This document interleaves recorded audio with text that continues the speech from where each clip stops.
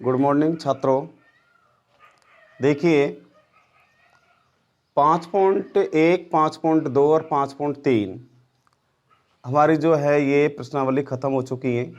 5.1, 5.2 और 5.3 अभी हमारी विविध रह रही है। तो इससे पहले विविध से पहले हम 5.2 के प्रश्नावली 5.2 के उदाहरण बता रहे हैं, क्योंकि 5.1 में उदाहरण पहला और दूसरा 2 उदाहरण हैं जो बिल्कुल इजी हैं, उनको आप भी कर सकते हो। परंतु 5.2 के जो उदाहरण हैं वहाँ से स्टार्ट कर रहे हैं और उदाहरण नंबर चौथा, उदाहरण नंबर कौन सा है भाई? चौथा स्टार्ट कर रहे हैं हम, क्योंकि उदाहरण भी बहुत ज़रूरी है। बोर्ड के एग्ज़ाम हैं, चाहे कोई टेस्ट है या प्री बोर्ड होता है विद्यालय में, तो उसमें भी उदाहरण आते हैं।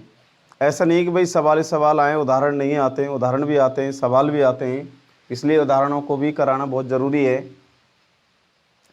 तो इसलिए हमने पहले 5.1, 5.2 और 5.3 करा दी थी। तो अब इसके कुछ उदाहरण रह गए थे 5.2 और 5.3 के। तो दोनों 5.2, 5.3 दोनों के ही उदाहरण बताए जाएंगे। उसके बाद में फिर हम विविध इसकी प्रश्नावली 5 की विविध कराएंगे। तो अब देखिए चौथा उदाहरण है कि समांतर श्रेणी 10, 7, 4, 10, 7, 4 आदि का 30वां पद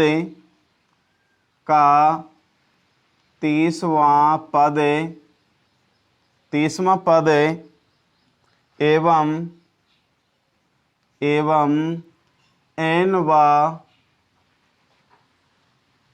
एनवा व्यापक पद ज्ञात कीजिए। देखिए ये सवाल है।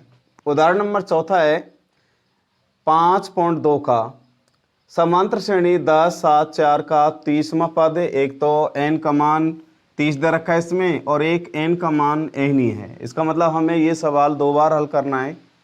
तो अब देखिए इसमें जैसे इसको हल करेंगे हम, a का मान दे रखा है इसमें 10, d का मान 7 - 10 बराबर माइनस का कितना 3। उसके बाद में n का मान दे रखा है कितना 30। तो अब देखिए इसमें an बराबर a प्लस n - 1 और इंटू d, ये सूत्र लगाना है इसमें हमें, और इस सूत्र से हमें 30वां पद का मान निकालना है। तो अब देखिए इसमें a 30 बराबर a का मान 10 प्लस 30 - 1 d का मान कितना है माइनस का 3। तो इसमें a 30 बराबर 10 प्लस यहाँ बच गए कितने 29 इंटू माइनस का कितना 3। 30वां पद बराबर 10। अब देखिए इसका गुना करेंगे तो आएगा कितना माइनस आएगा। तो 9 × 27, 3 दूनी 6, 7, 8 यानी 87। तो a 30 बराबर माइनस के हैं 87 प्लस के 10, तो माइनस के कितने बच गए 77। तो इसका मतलब 30वें पद का मान, अतः 30वें पद का मान कितना है भाई? मान 77 माइनस का 77 है।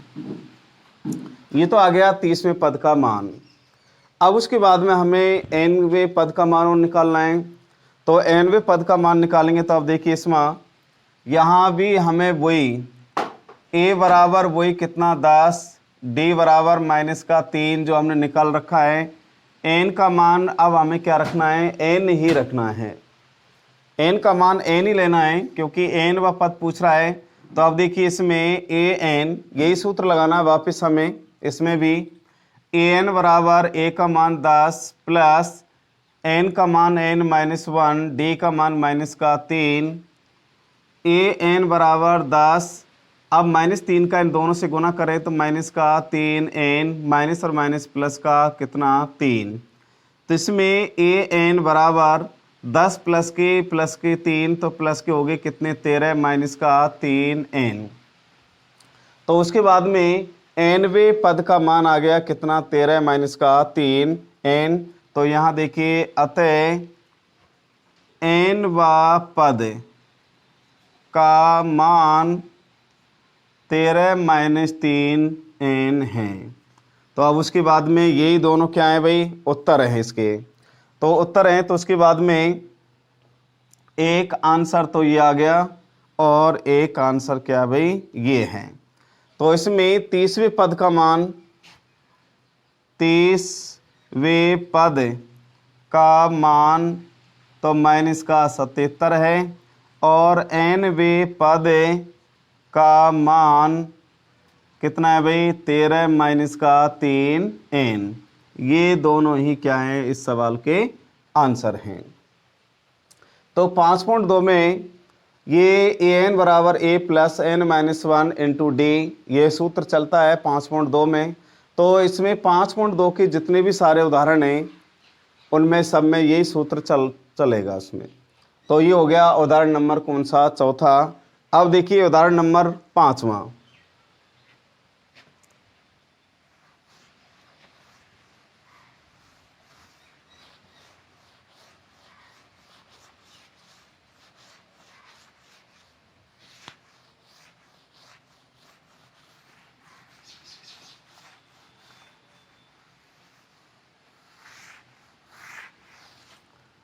पांचवा उदाहरण है कि समांतर श्रेणी 3, 15 समांतर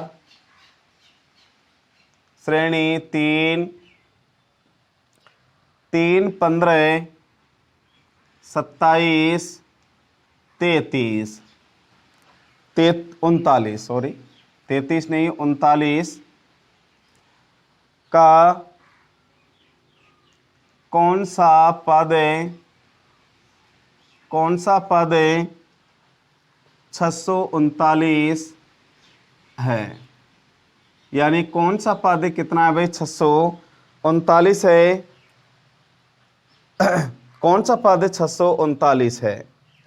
तो अब देखिए इसमें पहला पद इसमें 3 है, दूसरा पद 15 है, तीसरा 27 है, चौथा 39 है। तो ये पूछ रहा है का कौन सा पद 639 है।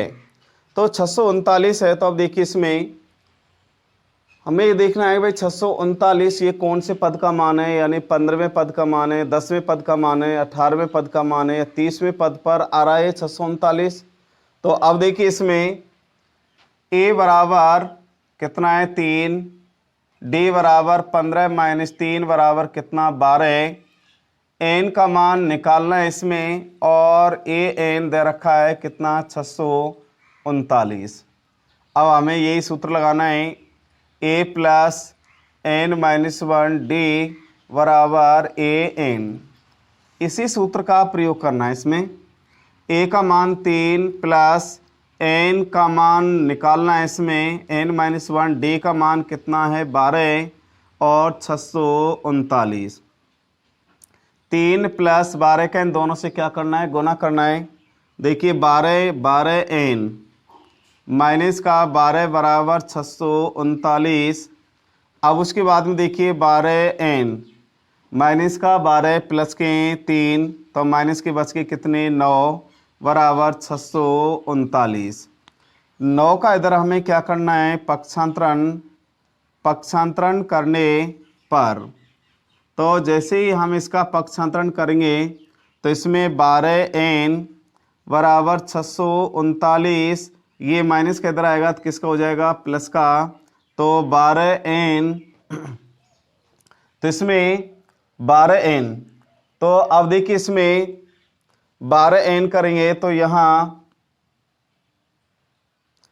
639 12 एन माइनस का 9 639। तो अब देखिए इसमें 639 और प्लस 9 दोनों को जोड़ेंगे तो 18 4 648। इसका मतलब देखिए यहाँ 639 एन का मान है और ये माइनस का इधर जाएगा तो किसका हो जाएगा प्लस का हो जाएगा ये। तो उसके बाद में 12n बराबर 639 प्लस 9 तो हो गए 648। n का मान निकालना है तो n बराबर 648 वटी कितना 12। n बराबर देखिए 12 पंजे 60 और 12 चौका 48, तो n का मान कितना आ गया 54 आ गया। तो इसका मतलब ये 639 जो है वो कौन से पद का मान है, 54वें पद का मान है। तो अतः 54वें पद का मान 639 है। ये इसका क्या भाई आंसर है। तो ये हो गया आपका 5वां उदाहरण। तो उसके बाद में भाई कौन सा पद है, ऐसे हमने 5.2 में भी सवाल कराए थे। ये 639 कौन से पद पर आ रहा है, तो उसके बाद में वहाँ हमें का कौन सा पद, इसका मतलब कौन सा पद इसमें n का मान ज्ञात करना होता है ऐसे सवालों में। तो अब देखिए ये आपका 5वां उदाहरण हो गया। अब देखिए 6वां उदाहरण।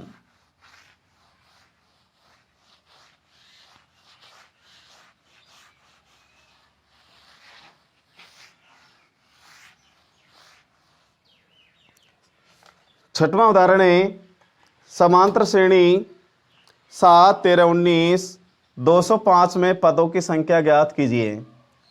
छठवां उदाहरण है कि यहाँ एक एपी दे रखी है इसमें, तो इसमें एपी है 30, 7, 13, 19, 205, 205 में पदों की संख्या, 205 में पदों की संख्या कितनी है। इसका मतलब ये कह रहा है कि 205 है, ये कौन से पद का मान है। तो ये भी हमें बिल्कुल इसी प्रकार से हल करना है जैसे हमने अभी उदाहरण नंबर 5 में हल किया था। तो अब देखिए इसमें जैसे इसको हल करेंगे हम, तो इसमें a बराबर कितना 7, d बराबर 13 माइनस 7 बराबर कितना 6, n का मान इसमें निकालना है और an का मान दे रखा है कितना 205 दे रखा है। तो 205 दे रखा है तो इसमें a plus n minus 1 d बराबर an, इस सूत्र का और क्या करना है इसमें प्रयोग करना है। तो a का मान 7 प्लस n नहीं है इसमें, d का मान 6, an का मान 205, तो उसके बाद में 7 प्लस 6n माइनस का 6 का इन दोनों से क्या करना है गुना करना है बराबर 205। तो उसके बाद में 6n प्लस का 7 माइनस की 6 तो प्लस का बच गया 1 बराबर 205। एक का उधर क्या करना है पक्षांतरण करना है। तो इसका यदि हम पक्षांतरण करें इसका हम, तो अब देखिए इसमें 6n बराबर 205 माइनस का 1, तो इसमें 6n बराबर 200 कितना बच गया 4, 5 में से घटा दो 204। तो इसके बाद में n बराबर 204 बटे कितना 6, n बराबर 6 तिया 18 और 2 बच गए 6 चौका 24। तो उसके बाद में n का मान कितना आ गया 34। तो यहाँ अतः 34वें पद का मान, 34वें पद का मान कितना है 205 है। तो इसका आंसर क्या भाई 34, कौन सा है आंसर इसका 34 है इसका आंसर। 34वें पद का मान कितना है 205 है। अब उसके बाद में उदाहरण नंबर देखिए 7वां, 5वां और 6वां दोनों एक जैसे सवाल थे, दोनों ही इसी प्रकार से होंगे वो जो मैंने आपको हल करा दिए। अब देखिए अगला 7वां उदाहरण।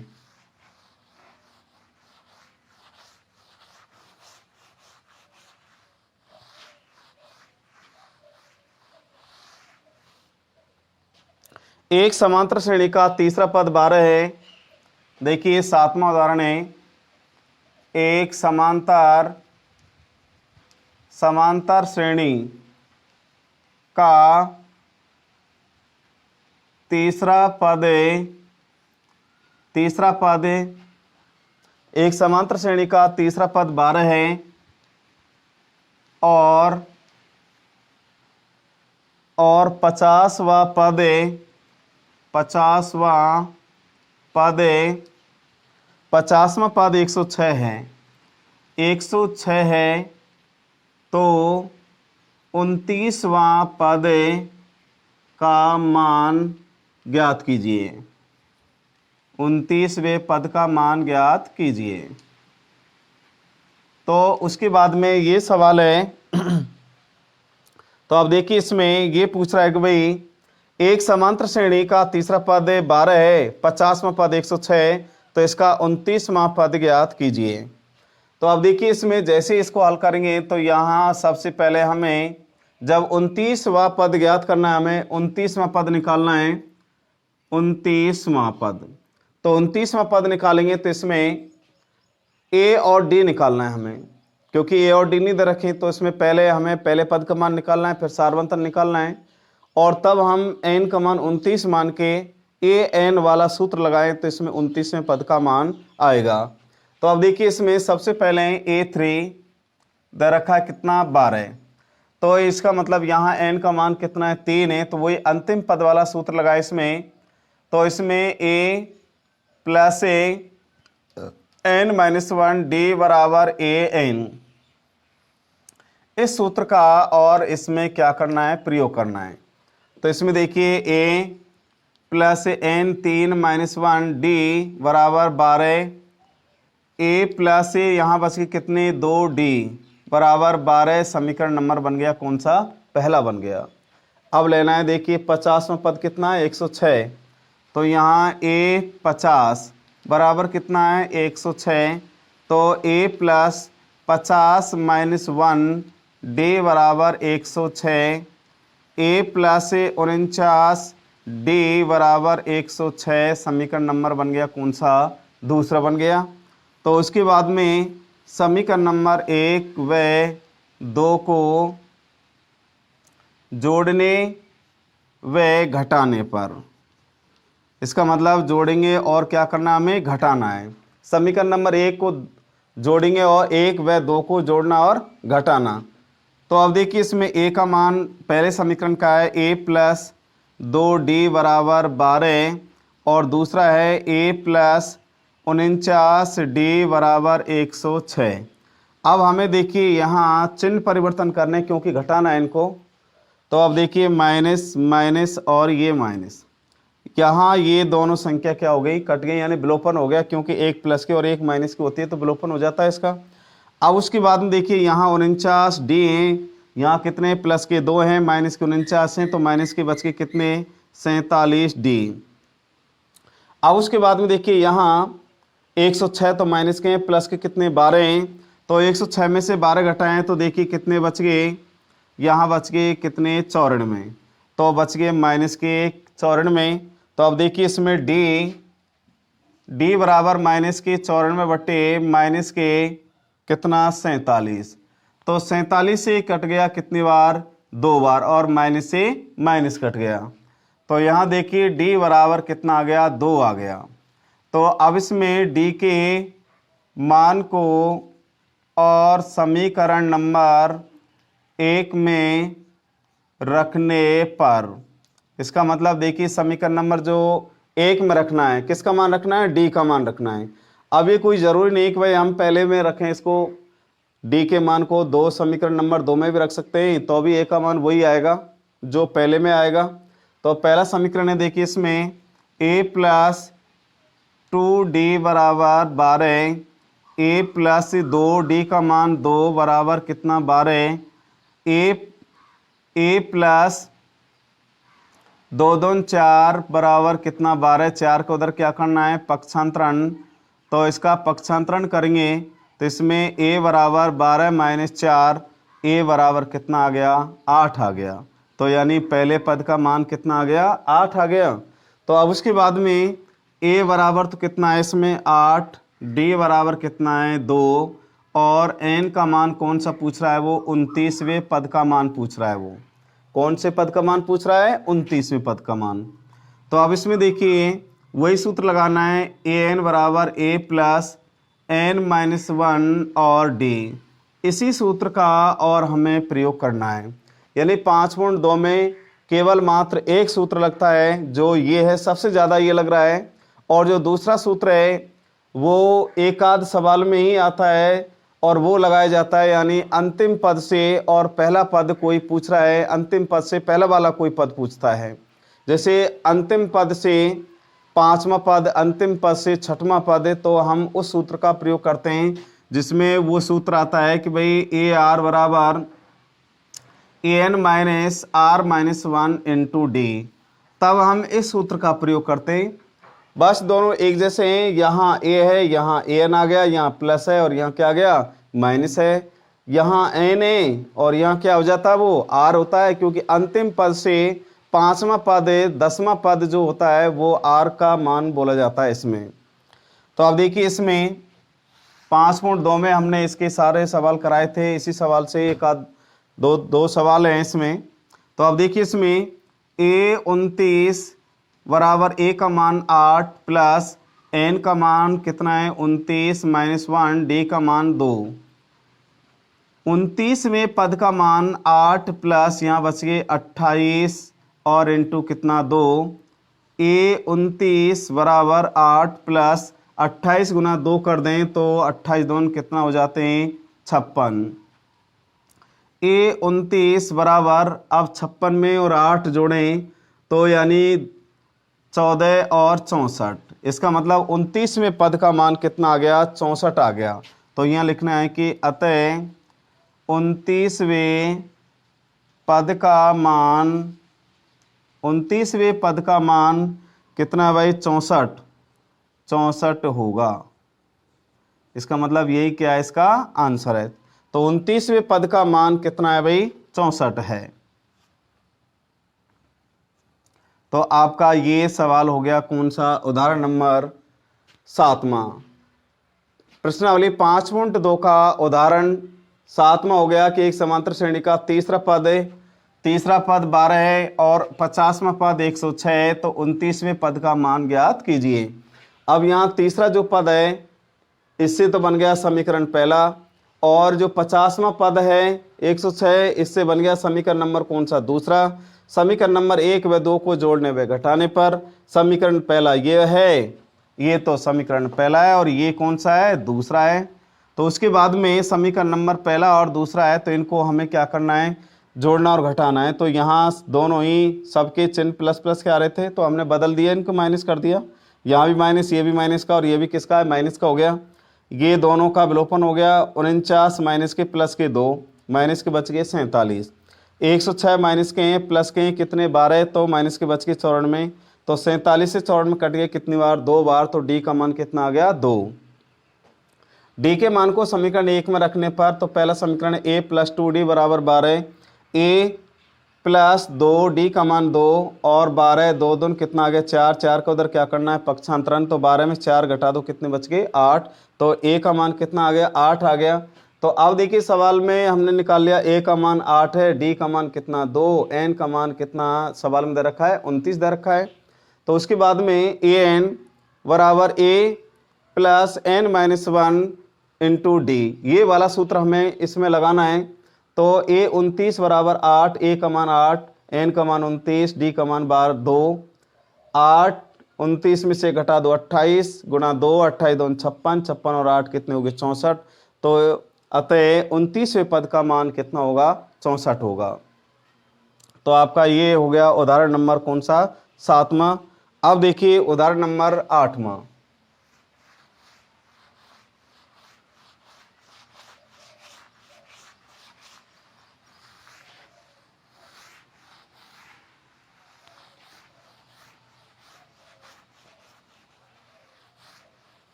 आठवां उदाहरण देखिए, क्या समांतर श्रेणी 3 7 11 का एक पद 184 है।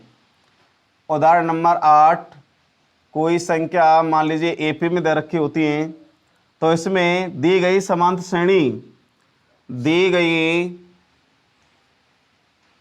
गई समांतर श्रेणी दी गई समांतर श्रेणी 3 3 7 11 3 7 11 का एक पादे 184 है, का एक पादे 184 है। ये कह रहा है दी गई समांतर श्रेणी 3 7 11 का एक पद क्या 184 भी है क्या। अब देखते हैं 184, यदि यहाँ मान लीजिए जैसे हल करने पर ये अब ए एन है, अंतिम पद का मान है ये 184 है। तो उसके बाद में देखिए जैसे इसको हल करेंगे हम, तो इसमें a बराबर कितना 3, d बराबर 7 माइनस 3 बराबर कितना 4, और इसमें a n का मान कितना 184 और n का मान निकालना है। देखते हैं 184 इसका मान है क्या, ये 184 जो है ये अंतिम पद का मान है क्या किसी का, इस समांतर श्रेणी का है क्या ये।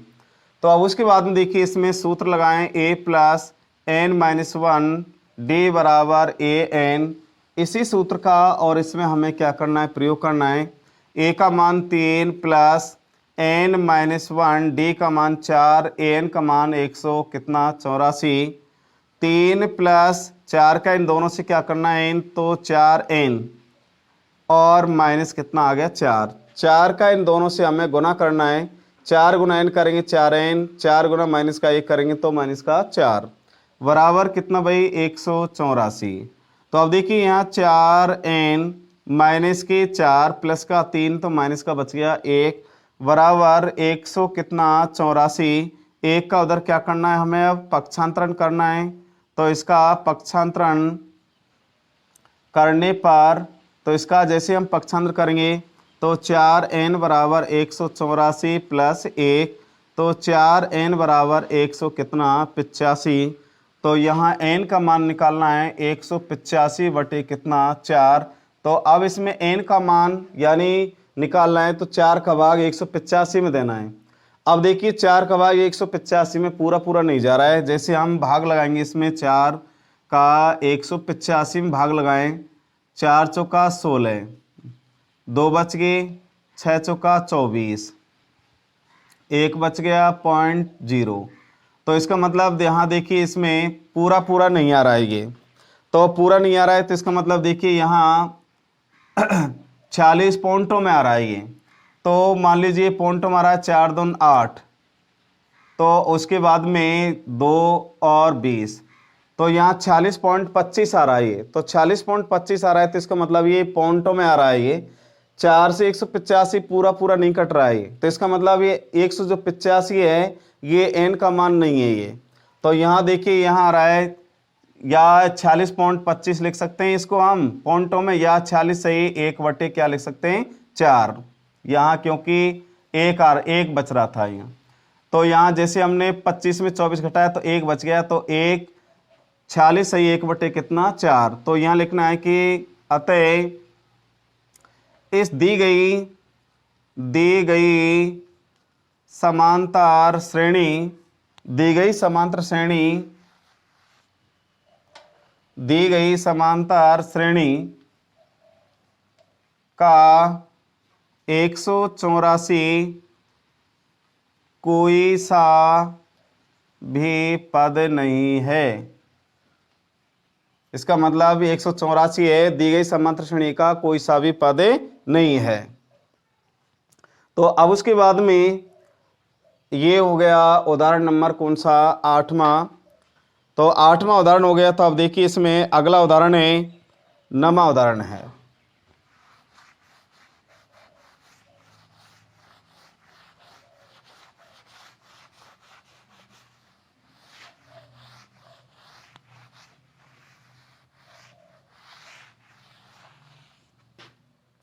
दो अंकों वाली कितनी संख्याएं 7 से भाज्य हैं। 9वां उदाहरण है दो अंकों वाली कितनी संख्याएं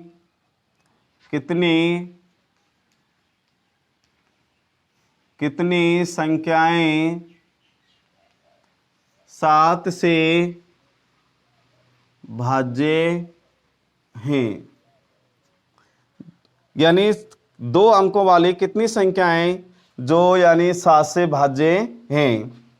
अब देखिए 2 अंकों वाली संख्याएं, जैसे ही हम इसको हल करेंगे तो सबसे पहले हमें ये ध्यान रखना है कि भाई 2 अंकों वाली संख्याएं कहाँ से शुरू होती हैं और कहाँ तक होती हैं। तो अब देखिए 10 से शुरू होती हैं 2 अंकों वाली संख्याएं और कहाँ तक होती हैं, 99 तक होती हैं ये। तो ये 2 अंकों वाली संख्याएं 10 से शुरू होती हैं और 99 तक समाप्त हो जाती हैं। तो उसके बाद में ये 2 अंकों वाली संख्याएं, तो जैसे ही हम इसमें एपी बनाएंगे तो सबसे पहले हमें देखिए ऐसी संख्या लेनी है 2 अंकों वाली शुरुआत में ही, यानी 10 से आगे ऐसी संख्या लें जिसमें 7 का पूरा पूरा भाग जा रहा हो। अगर 10 से आगे 11 लें तो 11 में नहीं जा रहा है, 12 में भी नहीं जा रहा है, 13 में भी नहीं जा रहा है, 14 में, तो यानी पहला पद कौन सा है, 14 आएगा, क्योंकि इसमें 7 का पूरा भाग जा रहा है। उसके बाद में फिर आएगा कितना, 21, फिर आएगा कितना, 28। तो इनमें 2 अंकों वाली संख्या है, ये 2 अंकों वाली संख्या है और इनमें 7 का भी क्या जा रहा है, पूरा पूरा भाग जा रहा है। अब उसके बाद में 99 से पहले ऐसी कौन सी संख्या है जिसमें 7 का पूरा पूरा भाग जाएगा, तो अंतिम पद का मान और निकाल लेते हैं। तो उसके बाद में अंतिम पद का मान आएगा कितना, 98। तो इसमें भी 7 का भाग पूरा पूरा जा रहा है, 7 एकम 7 और 7 चौका 28। तो उसके बाद में अंतिम पद का मान हो गया कितना, 98। तो ये हैं 2 अंकों वाली संख्याएं। अब ऐसे और भी सवाल आ सकते हैं, ये जरूर नहीं भाई 2 अंकों वाली आ जाए, हो सकता है आपको 3 अंकों वाली भी पूछ सकता है वो, कि भाई 3 अंकों वाली कितनी संख्याएं जो 7 से भाज्य हैं, 4 अंकों वाली कितनी संख्याएं 7 से भाज्य हैं, तो 2 अंकों वाली कितनी संख्याएं 7 से या 3 से या 4 से, या फिर यहाँ इस प्रकार से भी आ सकती हैं कि 2 अंकों वाली कितनी संख्याएं विषम संख्या है, यानी कितनी विषम संख्याएं जो 7 से भाज्य हैं। अब वो विषम संख्या भी पूछ सकता है कि भाई कितनी है विषम, सम भी पूछ सकता है। तो यानी कैसे पूछ सकता है, तो इसमें a बराबर कितना है, 14, d बराबर 21 माइनस 14 बराबर कितना, 7, n का मान इसमें हमें निकालना है और an का मान कितना है, 98। तो उसके बाद में a plus n minus 1 d बराबर an, बार बार प्रत्येक सवाल में यही सूत्र का प्रयोग हो रहा है। तो a का मान कितना है, 14 प्लस n माइनस 1, d का मान 7, an का मान कितना है, 98। 14 प्लस 7 का इन दोनों से गुना करेंगे तो 7n माइनस का 7 बराबर कितना, 98। तो अब देखिए 7n प्लस के 14 माइनस के 7, तो प्लस के बच गए कितने, 7 बराबर कितना भाई, 98। 7 को उधर क्या करना है, पक्षांतरण, तो इसमें पक्षांतरण करेंगे तो इसमें 7n बराबर 98 माइनस 7, तो इसमें 7n बराबर कितने बच गए, 91। 91 बच गए। तो अब उसके बाद में देखिए यहाँ n बराबर 91 बटे कितना, 7। अब देखिए n बराबर 7 का भाग 91 में देना है, तो 7 का भाग 91 में दें तो यहाँ देखिए 7 एकम 7 और 7 या 21, इसका मतलब 13 बार, तो 13 सत्ते 91। तो n का मान कितना आ गया, 13 है। तो इसका मतलब ऐसी 2 अंकों वाली संख्याएं ऐसी कितनी हैं जो 7 से विभाज्य, वो कितनी है, 13 हैं। कितनी है भाई, 13। तो उसके बाद में 2 अंकों वाली 13 संख्या ऐसी हैं जो 7 से भाज्य हैं। अतः 2 अंकों वाली 13 संख्याएं हैं, 13 संख्या हैं जो 7 से भाज्य हैं। 2 अंकों वाली संख्याएं 13 संख्याएं हैं जो 7 से क्या है भाई, वो भाज्य हैं। तो ये हो गया आपका कौन सा उदाहरण, नमा उदाहरण हो गया। देखिए अब अगला सवाल उदाहरण नंबर 10वां देखिए।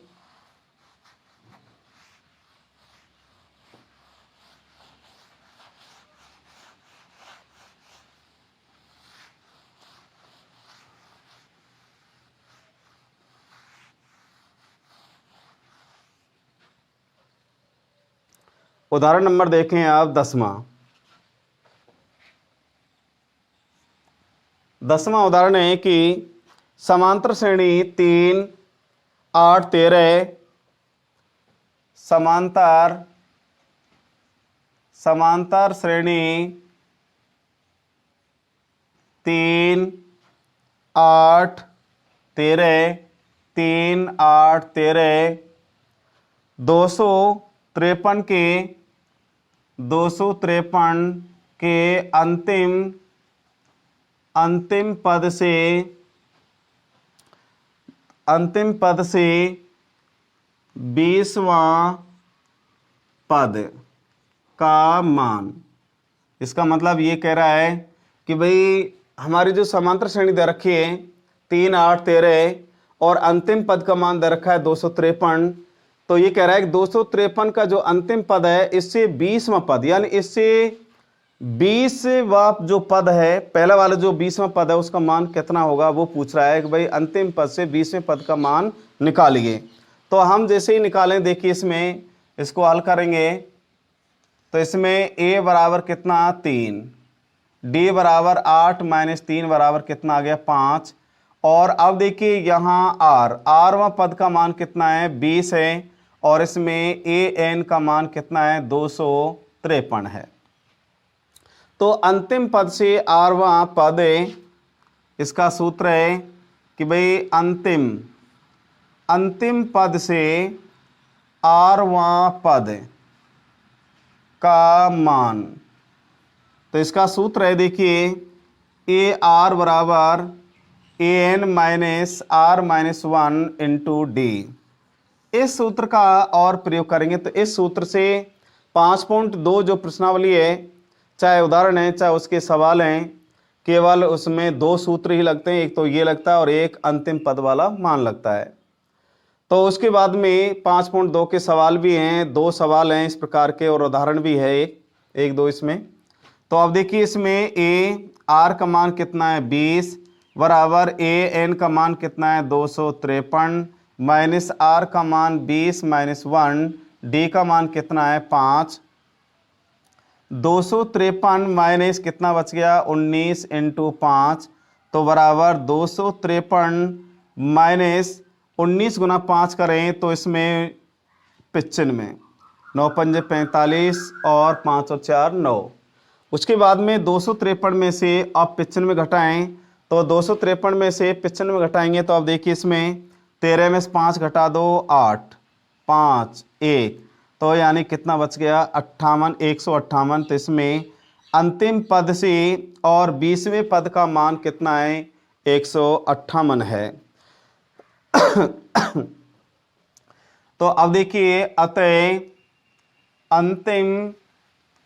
अंतिम पद से 20वां पद का मान कितना है 158 होगा। तो ये क्या इसका आंसर है। अंतिम पद से 20वें पद का मान, 20वां पद का मान कितना होगा भाई 158 होगा। तो ये हो गए आपके कितने उदाहरण 10 उदाहरण हो गए।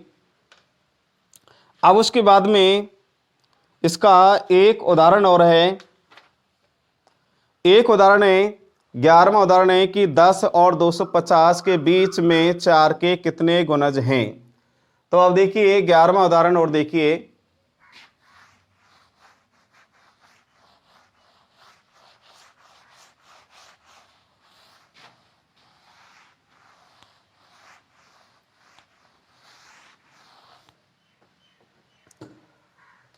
दस और 250 के बीच में 4 के कितने गुणज हैं। उदाहरण नंबर 11वां। तो सवाल है देखिए 10 और 250 के बीच में 4 के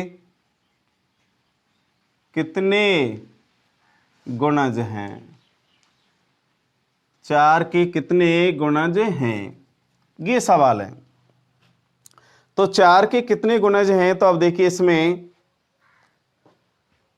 10 और 250, जैसे इसको हल करेंगे तो सबसे पहले हमें इसकी भी क्या निकालनी है, एक एपी निकालनी है इसकी भी। तो एपी निकालेंगे तो इसमें देखिए यहाँ सबसे पहले 10 और 250 दोनों संख्याएं दे रखी हैं, इसके बीच में 4 के कितने गुणज हैं। गुणज का मतलब है कि 10 से और 250 के बीच में ऐसी कितनी संख्याएं हैं जिनमें 4 का पूरा पूरा भाग जाएगा। गुणज का मतलब ये है। तो अब उसके बाद में जैसे हम यहाँ देखिए एपी बनाएंगे तो 10 से आगे ऐसी कौन सी संख्या है जिसमें 4 का पूरा पूरा भाग जाएगा, तो वो है कौन सी, 12, उसके बाद में 16, उसके बाद में है 20 आदि। अब 250 से पहले वाली संख्या आएगी 200 कौन सी, 48, 248। तो उसके बाद में हमने एक एपी बना ली, ये पहला पद हो गया, दूसरा ये तीसरा, और ये हो गया अंतिम पद का मान। तो हमें देखिए 248 से इसमें भी 4 का भाग जा रहा है पूरा पूरा, 249 और 250 में नहीं जाएगा, तो इसका मतलब उससे पहले कौन सी रहेगी, 248, इसमें 4 का पूरा पूरा भाग जाएगा। तो उसके बाद में अब देखिए यहाँ a बराबर 12, n का मान यानी d बराबर 16 माइनस 12 बराबर कितना, 4, n का मान इसमें हमें ज्ञात करना है, और an बराबर है कितना, 248। अब उसके बाद में देखिए a plus n minus 1 into D बराबर an। बार बार यदि प्रत्येक सवाल में सूत्र का प्रयोग करेंगे, बार बार सूत्र का प्रयोग करेंगे, तो उसके बाद में सूत्र अपने आप तुरंत याद हो जाएगा। हर प्रत्येक सवाल में सूत्र लगाइए, जब प्रत्येक सवाल में सूत्र लगाएंगे तो सूत्र अपने आप याद हो जाएगा। उसके बाद में a का मान कितना है, 12 है, n माइनस 1 d का मान कितना है, 4, an का मान कितना है, 248। 248 है, तो अब देखिए इसमें 12 प्लस 4n माइनस का 4 बराबर 248। तो अब उसके बाद में 4n प्लस के बच के कितने, 8 प्लस के 12 माइनस के 4, तो बराबर है कितना, 248।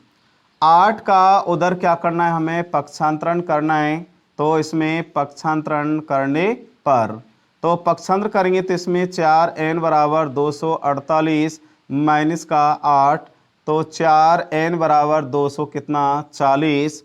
तो इसमें n बराबर 240 बटे कितना, 4, तो यहाँ n बराबर 6 चौक 24 यानी 60। तो इसका मतलब 10 से और 250, 10 और 250 के बीच में 4 के कितने गुणज हैं, तो 10 और 250 के बीच में 4 के गुणज कितने हैं, 60 हैं। तो यहाँ देखिए यही क्या है, इसका आंसर है। तो ये हो गए आपके 5.2 के उदाहरण। तो अब उसके बाद में उदाहरण हो गए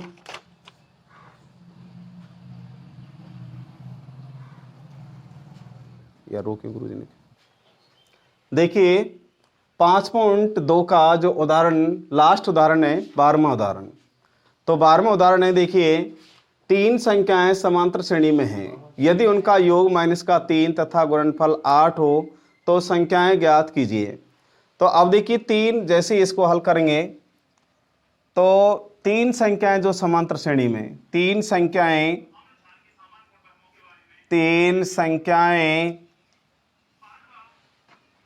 पहली संख्या जो है a माइनस डी, दूसरी है a और तीसरी है a प्लस डी।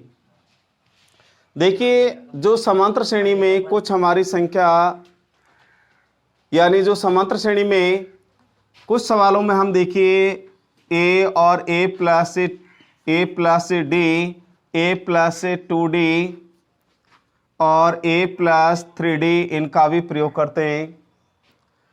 पर कुछ सवाल ऐसे भी हैं जो हमारे कुछ एक्स्ट्रा यानी समांतर श्रेणी की जो संख्या हैं, कभी कभी सवालों में इनका भी हम प्रयोग करते हैं। तो इस सवाल में जो 5.2 का जो एक सवाल है लास्ट में, उसमें 4 संख्याएं समांतर श्रेणी में दे रखी हैं, उनका योग इतना है, और वो सवाल है तो उसमें ये संख्याएं आई थी। और अब उसमें उदाहरण नंबर 12वां जो है उसमें भी हमें 3 संख्या समांतर श्रेणी में पूछ रहा है वो, तो हम इन समांतर श्रेणियों का प्रयोग करेंगे इसमें। तो अब उसके बाद में देखिए कुछ ये जो हैं संख्याएं ये अलग से हैं। तो अब उसके बाद में देखिए इसमें सबसे पहली बात उनका योग, तीन संख्याएं समांतर श्रेणी में हैं तो उनका योग कितना है, माइनस का 3 है। तो तीनों संख्याओं का योग माइनस का 3। तो अब इन देखिए जोड़े इनको, a माइनस का d प्लस ए प्लस डी और बराबर माइनस का 3। देखिए इसमें ये तो पहली संख्या है, ये दूसरी है, ये तीसरी है। तो अब उसके बाद में a minus D plus A plus D बराबर माइनस का 3। अब यहाँ देखिए ये तो प्लस का डी है और ये माइनस का डी क्या हो गया, कट गया। ए और ए कितने हो गए, 3, a बराबर माइनस का 3। तो a बराबर माइनस का 3/3, 3 से 3 कट गया, माइनस का 1 बार। तो इसमें a बराबर आ गया माइनस का 1 आ गया, माइनस का कितना आ गया, 1 आ गया। अब उसके बाद में देखिए दोबारा देखें इसको, तीन संख्याएं a माइनस डी, पहली संख्या a माइनस डी है, दूसरी a है, तीसरी a प्लस डी है। उसके बाद में तीनों संख्याओं का योग माइनस का 3। तो पहली संख्या ये, दूसरी a, तीसरी a प्लस डी बराबर माइनस का 3। उसके बाद में यहाँ देखिए एक तो माइनस का डी, एक प्लस का डी, दोनों कट गए। ए तीनों प्लस के हैं तो 3a, 3 से 3 कट गया, माइनस का 1 बार, क्योंकि माइनस का 3 है तो a बराबर आ गया माइनस का 3। अब उसके बाद में सवाल में दे रखा है गुणनफल कितना है, 8 है। तो संख्याओं का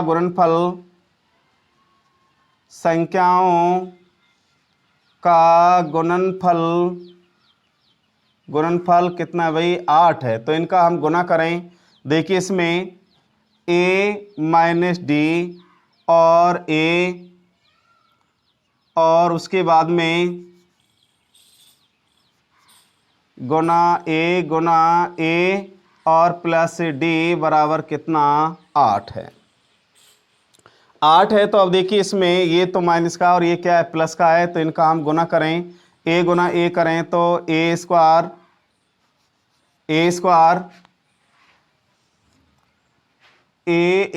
माइनस डी स्क्वायर और a बराबर कितना, 8। अब देखिए यहाँ ये a छोड़ दिया मैंने, एक प्लस का और एक माइनस का है, तो इनका आपस में गुना कर दिया। तो गुना करने पर आ गया a स्क्वायर माइनस का डी स्क्वायर इंटू a बराबर कितना, 8। अब देखिए यहाँ a के मान को रखने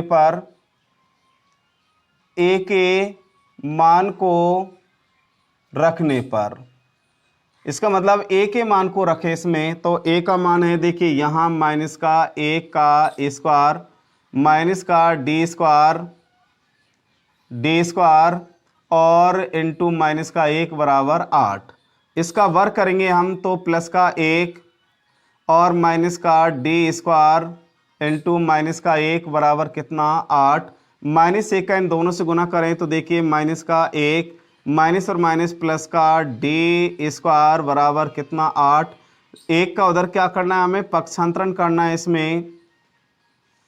तो इसका पक्षांतरण करेंगे हम, तो इसमें देखिए डी स्क्वायर बराबर 8 प्लस का 1, तो इसमें डी स्क्वायर बराबर कितना, 9।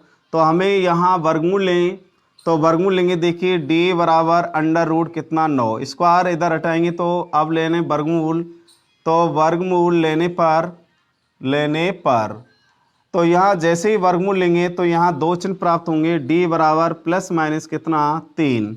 तो यहाँ एक तो डी का मान प्लस का 3 आएगा और एक कितना आएगा, माइनस का 3 आएगा। तो डी बराबर एक तो 3 और एक माइनस का 3। अब a का मान तो है माइनस का 1, d बराबर है कितना, 3 और माइनस का 3 है। तो जैसे ही हम देखिए वो संख्याएं पूछ रहा है, तो उसके बाद में जैसे यहाँ देखिए a बराबर कितना, माइनस का 1 और d बराबर हम कितना लेते हैं, पहले प्लस का 3 लेते हैं, क्योंकि यहाँ d के मान 2 प्राप्त हो गए, एक प्लस का और एक बार माइनस का 3। तो अब देखिए इसमें पहला पद दे रखा है, पहला पद यानी पहली संख्या है कितनी, 1। तो दूसरी संख्या है, दूसरी संख्या देखिए इसमें पहली संख्या क्योंकि ये ए का मान आया है, तो ए का मान आया है, तो उसके बाद में पहली संख्या हमारी देखिए ए माइनस कितना डी है, तो उसके बाद में यहाँ माइनस का 1 माइनस कितना भाई 3, तो यहाँ आ गया कितना माइनस का 1 माइनस के 3, तो माइनस के कितने हो गए 4 हो गए। उसके बाद में दूसरी संख्या बराबर ए, तो ए है तो उसके बाद में यहाँ आ गया माइनस का कितना 1 आ गया। उसके बाद में है तीसरी संख्या है ए प्लस कितना डी, ए प्लस डी, तो ए प्लस डी है, तो अब देखिए इसमें यहाँ माइनस का 1 प्लस का कितना 3, तो बराबर प्लस के कितने बच गए 2 बच गए। तो उसके बाद में जब हमने प्लस की संख्या ली तो यानी पहली संख्या आ गई माइनस की 4, दूसरी संख्या आई थी माइनस का 1 और तीसरी संख्या आई थी कितनी प्लस की 2। अब उसके बाद में यहाँ ये आ गया। अब उसके बाद में माइनस का 3 लेंगे, देखिए तो तीनों संख्याएं फिर निकालनी हमें,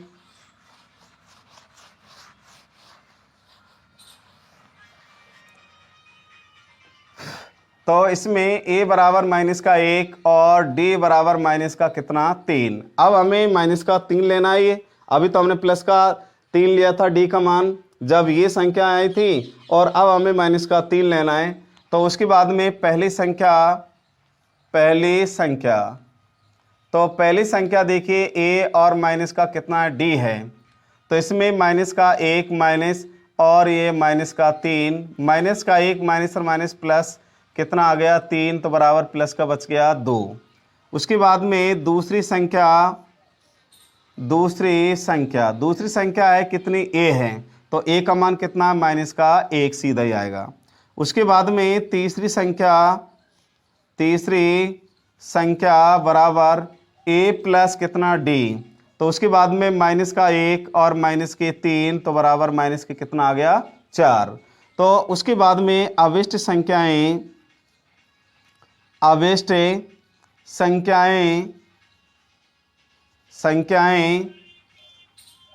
कौन कौन सी हैं। जब हमने प्लस का 3 लिया था तो यहाँ आगे माइनस का 4, माइनस का 1 2, और जब हमने माइनस की ली तो यानी 2 और माइनस का 1 माइनस के 4, जो ये क्या है इसके आंसर हैं।